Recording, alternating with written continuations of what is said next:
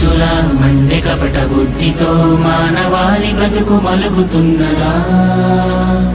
ఏకపాదమై ఉన్న ధర్మమే ఇలా ఇసుక సేతువై కూలుతున్నదా? ఆధరణి